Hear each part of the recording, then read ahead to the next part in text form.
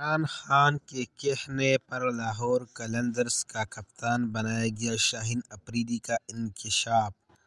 بائیں ہاتھ کے 23 سالہ تیز گیند باز نے فرنچائز کو 2 سال میں 2 PSL ٹائٹل جتوائے۔ قومی ٹیم کے T20 کپتان شاہین شاہ افریدی نے انکشاف کیا ہے کہ سابق وزیر اعظم عمران خان نے لاہور قلندر کی مینجمنٹ کو مجھے کپتان بنانے کا مشورہ دیا تھا۔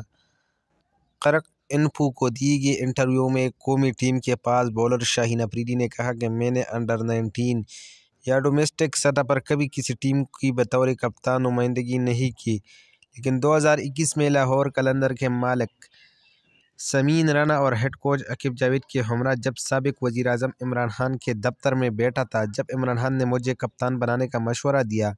لاہور قلندر کی کپتانی شاہین افریدی کو ملنے سے قبل فرنچائز مسلسل ناکامیوں سے دوچار تھی۔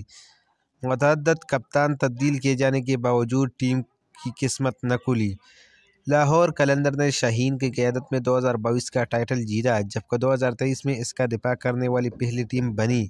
انہوں نے کہا کہ سال 2022 میں لاہور قلندر کے لیے ٹائٹل جیتنے کے بعد سابق کپتان اور وزیر اعظم عمران خان سے ملنے لے گیا تھا اور ان سے کہا کہ کم از کم اب ہم نے ایک ٹائٹل جیت لیا ہے۔ جب میری کپتانی شروع ہوئی تب تک مجھے کوئی دلچسپی نہیں تھی۔ عمران خان نے کہا کہ زیادہ تر عظیم فاسٹ بولرز کپتان رہے ہیں، کیونکہ فاسٹ بولر کے پاس فیلڈ سیٹ کرنے کا اختیار ہوتا ہے اور وہ دوسرے فاسٹ بولر کو سمجھتے ہیں کہ انہیں کس چیز کی ضرورت ہے اور کیا کر رہے ہیں۔ اس کی طرف سے حکمت کہ وہ چند باتیں میرے لیے بہت قیمتی تھیں اور میں انہیں اس کا پورا کریڈٹ دینا چاہتا ہوں۔